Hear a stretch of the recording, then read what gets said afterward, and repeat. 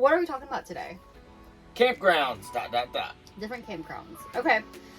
So, so the topic for tonight is the type of different campgrounds that we stay at.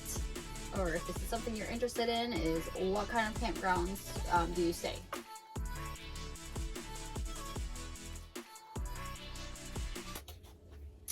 So, we are actually We're inside tonight. Yep, it was Cold.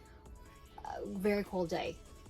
So we're inside, and we are actually in our bedroom. So, welcome. Welcome to the Love Shack.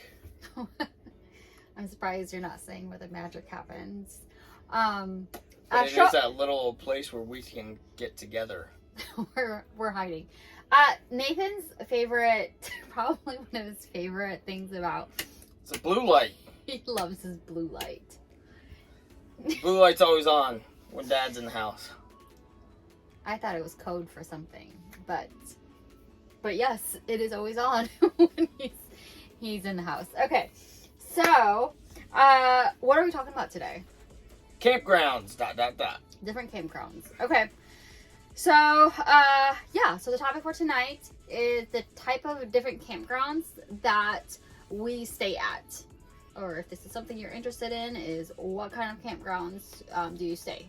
We, as we mentioned before, are travelers. So we are constantly in different locations every week to 2 weeks. There's a plethora of different types of campgrounds to stay at.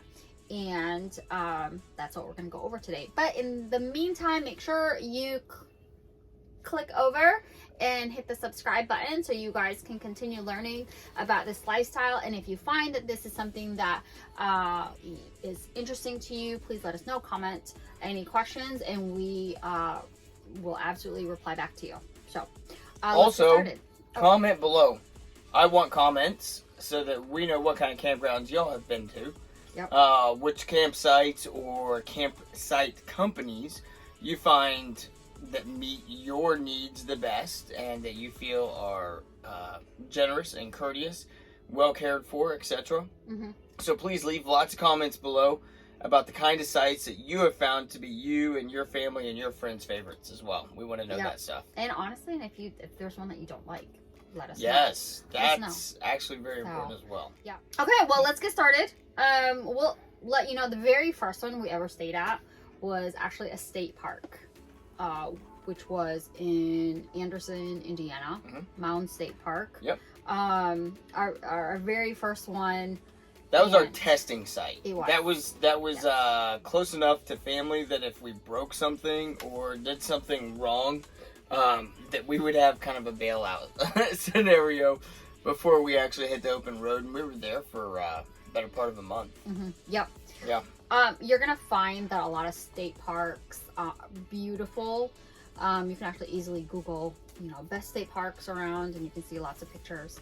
What's really nice too is that there's lots of trails. They almost always have trails that you can walk on, different levels of difficulty. They also have DNR mini ranger programs for the kids, so that you can go and sign the kids up for either free or for $5 per child, and they'll take the kids for half a day, and they'll actually walk them through the woods, and they'll provide them with an education on the local species of anything from plants to animals, and so that's always a lot of fun. Our kids had a blast with that. They did.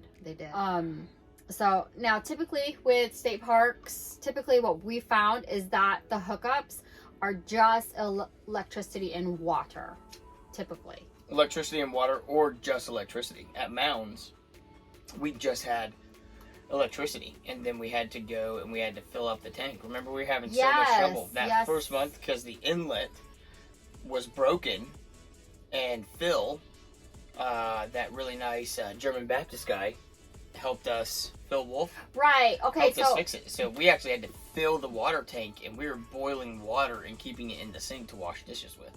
And we have buckets and stuff like that. Right, okay, but so state parks, okay, so they didn't have, you had to fill up with water. You had to come up with water.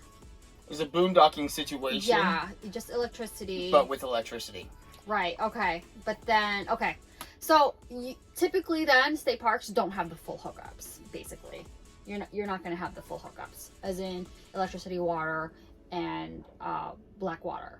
Or black tank. You're not going to have that, typically. So, but I think that's our state experience is Indiana. Mm-hmm. So, if you've been to other state parks that have water, electricity, and full hookup, sewage, please let us know. Go ahead and post that in the comments below because we want to know that so that we can go stay there because we love state parks. Yeah, we do. I will say, like Rachel said, there's a lot of beautiful stuff there. You're always going to have some creeks or some rivers.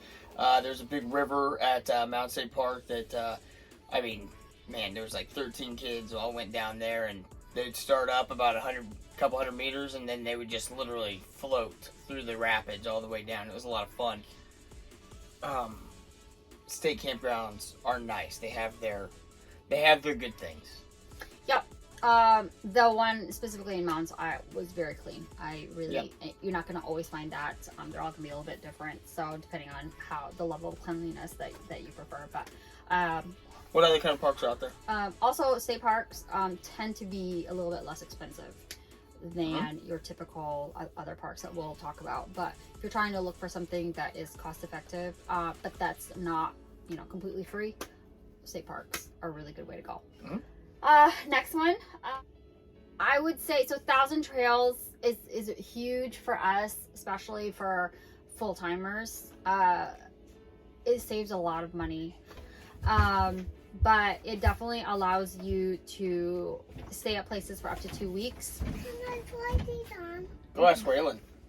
She'll help you. Places that are not state parks, most of them will have the full hookups. Now, some of these places, they'll only have, like, out of 100 sites, they'll have 30 sites that are full hookup. And when we say full hookup, electricity, water, and gray and black tanks. Yep. So, which is really nice, because the first time we ever went to one, we were like, I was just so shocked.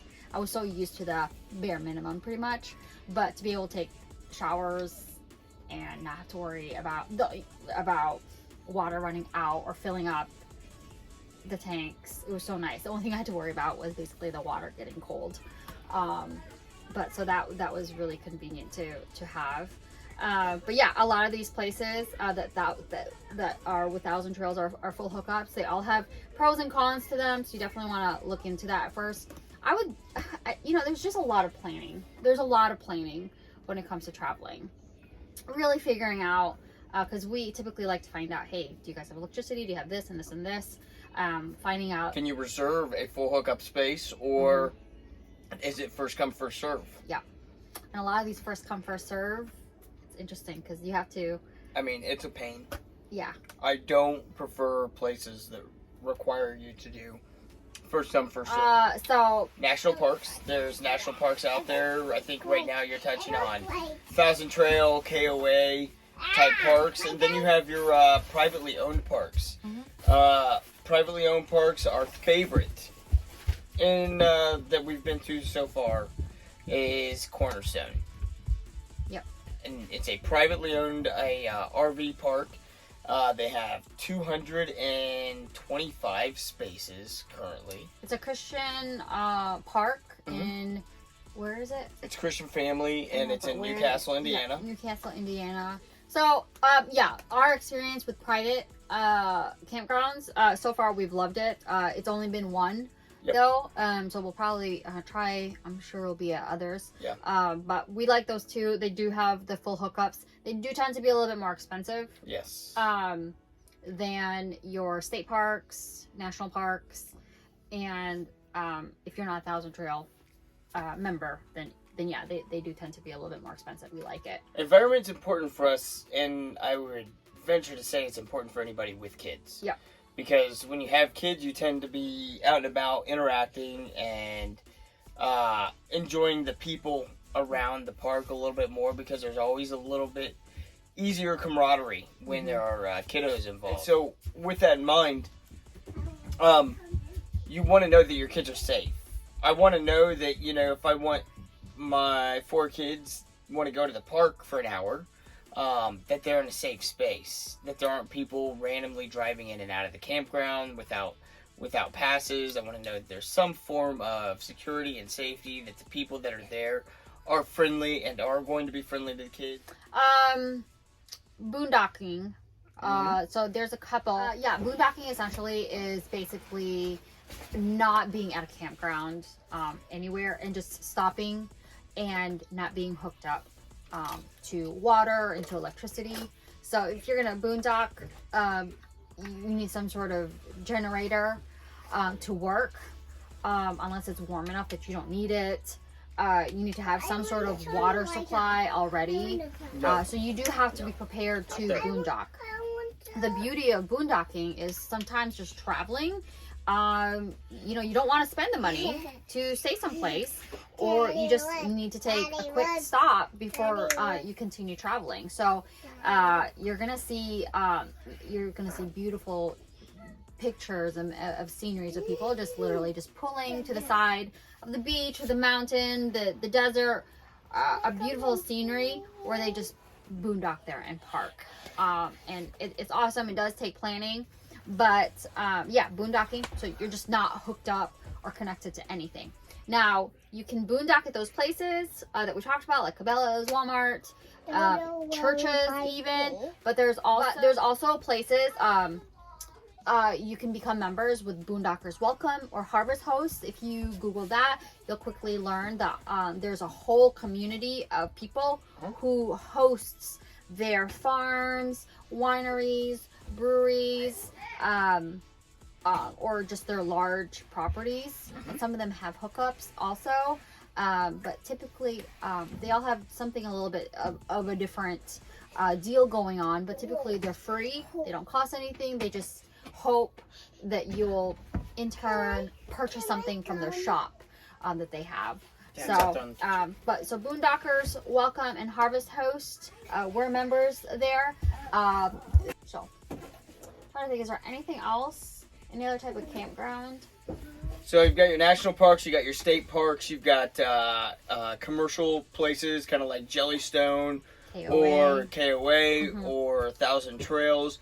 Then you've got privately held RV campsites, that range from 6 spaces all the way to a couple hundred, 225 spaces. And then you have,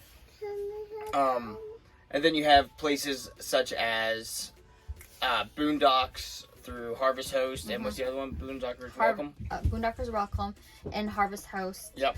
And also, just to share with you guys too, like, we're part of 1,000 Trails. That's who we're with. But there's also Goodsam, which is partnered with Camping World. They're also another one that you We're can also get members discounted. of Goodsam. Goodsam ones. You just have to figure out what route you're taking and which one best fits you. For us, we have family that's all over the country. 1,000 Trails is primarily on the coast. There's not many that are within. That's why we got the smaller package, and then we got we got the Boondockers and Harvest Host and Goodsam to fill in for those places. Yep. But I will highly recommend to be a member for one of those. So, but those are the primary ones. We will also be starting a series on all of the locations that we've stayed at, and you want to share? We're going to be rating the different campgrounds that we go to, and the ratings are going to be based on customer service, ease of reservation, parking a camper that is 40 plus feet, cleanliness of the bathrooms and water pressure,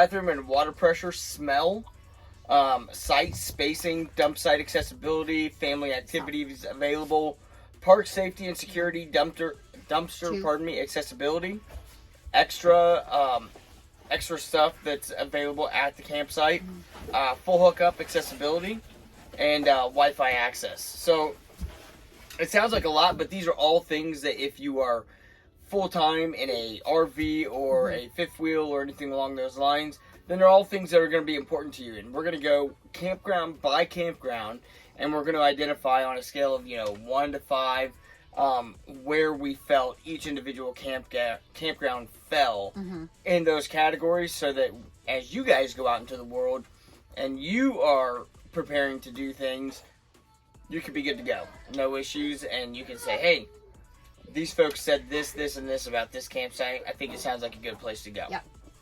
Absolutely. So, and if there's a place that you guys want us to check out, let us know.